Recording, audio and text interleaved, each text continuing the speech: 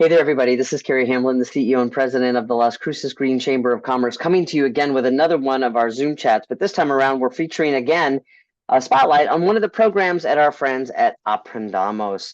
And today we have Trisha Braecklein, who is the director of autism services for their MASC program, which stands for Mariposa Autism Service Center. And, Trisha, it's lovely to see you. Thank you so much for what you do. And I feel like there are more conversations now about ways to help people who have autism and putting people first. Ways to help that. Have you found that that's been something that has been kind of the trend over the last 5, maybe 10 years? Yeah, there has absolutely been more of an increase in just advocacy and knowledge around autism. It's becoming almost more popular to talk about on like social media, web pages, and things like that. So the resources are becoming more available just due solely to the knowledge around autism and the research behind it. Well, and I think we find that there are more and more people who have that diagnosis that, 15 years ago were not getting that diagnosis, much less the treatment they deserve and the tools that they deserve. And so are you, I mean, and I'm grateful for that. I'm also, I think part of this is that it's still very challenging to understand. And, especially for the people who have it, because they just navigate the world a little differently. Right. And I've always felt that it's our job to figure out their map, not their job to tell us how to read the map. Correct. I Yeah. agree with that.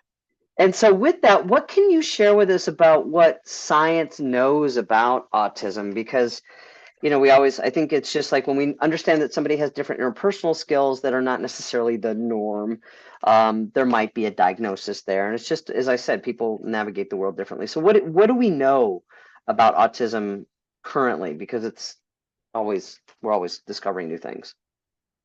Yeah, absolutely. So autism is a spectrum disorder, and the symptoms associated are typically deficits or delays in communication skills, social skills, some rigidity, and some hyperfixation or hypofixation on different things. And so one of the most popular questions I get when I do any presentations or community outreach is what causes autism? Um, there is no set cause at this time. So there's been a decades worth of research, and the current research is showing that there is a genetic variable that plays a big part in it, but there's not one specific gene. So a lot of Hmm. people want to pinpoint that one specific gene, when in reality, it's a mixture of genes that can lead towards a higher risk of becoming diagnosed with autism. Mm. And I think for many of us who might be older, we're also used to the term Asperger's, but that's not used as much anymore. Can you help understand why, like when was the shift from that? Yeah, that's a really good question. I don't know the specific year off the top of my head. I know Mhm. that there was a shift because autism is the spectrum. So when you look at an individual with autism, they could be highly impacted, which means that maybe they can't speak, maybe they're nonverbal, maybe they have very limited social skills. They kind of just keep to themselves, or they do a lot of hyperfixations. And on the other end of the spectrum is where what used to be called Asperger's. So those are the individuals that just have a few mild deficits in the areas, usually around social communication. Mm. So, like that ability to make eye contact with others or know how to engage in a conversation, that reciprocal conversation type things. And so, I don't know the year off the top of my head, Mm. but I know there was a shift only because they wanted to make sure that everybody was in line with that spectrum and that everybody fell in line with those spectrum symptoms. And so the term autism is kind of more of an umbrella term, and then we understand that there are different degrees of the neurodivergency. Yes. So there's technically, if you want to look at like a diagnostics, there's three different levels. There's levels 1, 2, and 3. One being the least impacted. So those are your higher functioning. The old school term was Asperger's. They just have some social deficits, maybe some communication deficits. With 3 being the mostly impacted. So Mm. those are the kiddos or the individuals that need a lot of support.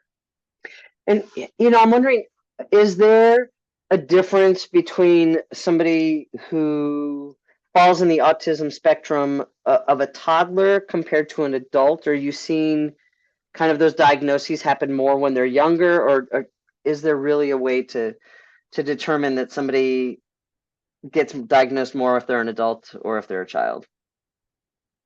So we are now able to see signs as young as 18 months.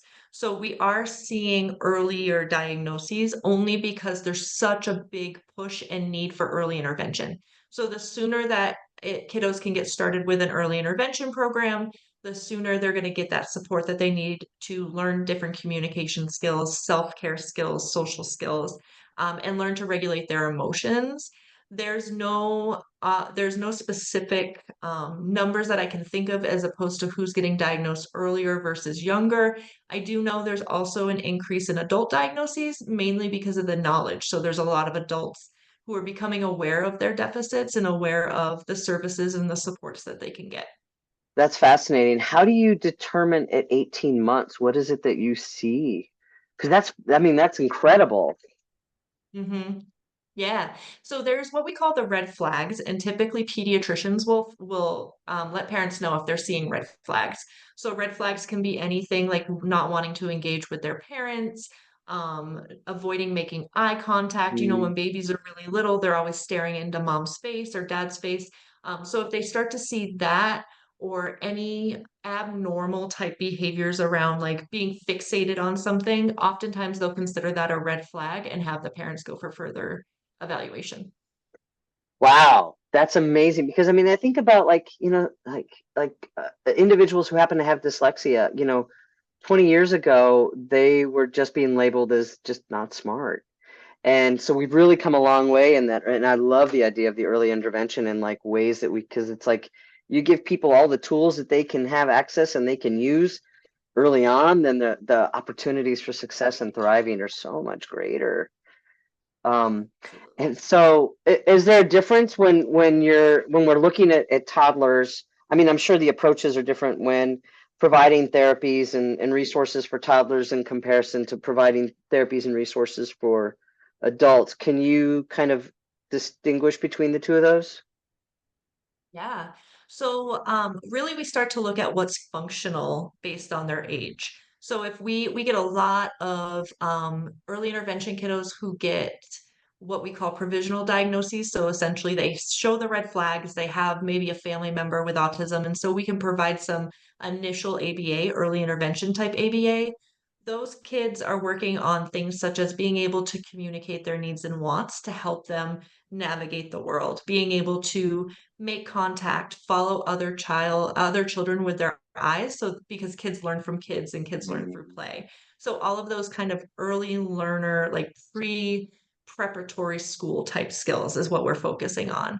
When they get a little bit older, we're looking at 8, 9. That's when we really start to hone in on like social skills. What are they going to mm, need to be as successful in the social world when they move into middle school and high school? And really focusing on like emotional regulation and coping skills and social skills. Our older kids, such as our teenagers and our young adults, we're really looking at what do they need to learn to be successful in the future, whether it be like pre-vocational skills, adaptive living skills, so self-care skills, home skills, cooking skills. What types of skills can they not do due to their delays, and what can we teach them to make them as independent as possible once they age out of our program? I'm not diminishing the care, but it's really like putting together a puzzle that's really unique for every single individual, right? Yes, I mean, yes, what? it's very individualized. Every case is very different. Every Yeah. program is very different. So as we finish up today, Trish, I was wondering, as the director of the Mariposa Autism Service Center, how do you design your in-home therapy for families? I mean, you serve, most of southern New Mexico, Doña Ana County, Chaparral, Anthony, all of that. But I'm wondering when you are working with somebody who's just got a recent diagnosis and you're working with them in their home, how do you design that? What are the because there are environmental things that you have to look at too, right? Because there are things that might be a little overstimulating and just a little too much. Absolutely. We are what we call a family focused and assent based provider. And so our biggest thing at the beginning is to make sure that the families understand what we're doing and trust what we're doing with them. We really try, when we're working in a home setting, we really try to embed ourselves into the home and not necessarily be that outlier that comes in and takes over the home. And so we really focus on getting family, every caregiver in the home, not just mom and dad, getting their input, getting their buy-in for the different things we're doing, making sure they understand what we're doing with their child. And then siblings, cousins, anybody that's really in that setting, we try to get them involved. And if the child or the teenager is able to communicate what they want, we also get their buy-in. So we use what we call an assent-based model. So we never force them to do anything. Everything is about building their trust and making them want to work with their therapy team. And so we really try to mold it around the home to support the family as a whole. Well, predictability is really something that's, or routine is something that's really important for somebody who might have autism, right? Absolutely. So any moving around of that is just not a good day. Yes, yes. And that's often things that we work on because that's not life, right? Like, Right. parents, they can't always predict everything that's going to happen during the day. And so if someone really struggles with that and, sometimes it can result in them becoming really upset or even aggressive, we work with the family to help that child or that individual learn to be able to cope because you're not always, sometimes the grocery store is going to be closed or maybe you have to stop and get something for a sibling on the way home, and so we really try to work with the family on what we call socially significant skills. So that way the family can live as normal of a life as possible with their child in tow. Yeah. You got a lot on your plate, my friend. But the thing is that there is a way to clean out every single portion of what's on your plate with those tools. Um, I am so glad that you are doing what you're doing, Trisha, because I think many of us, I don't think anybody can say they don't know somebody who has autism.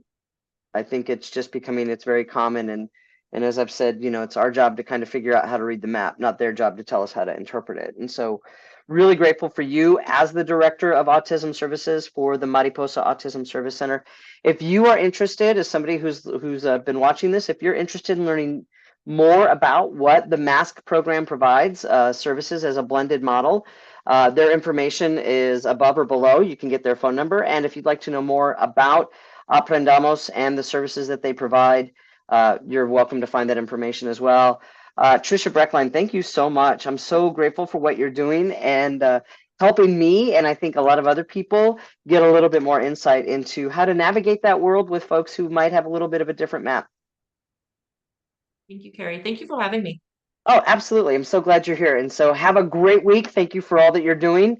And we'll be bringing some more of your colleagues on this. So I appreciate it. So thank you so much. Thank you.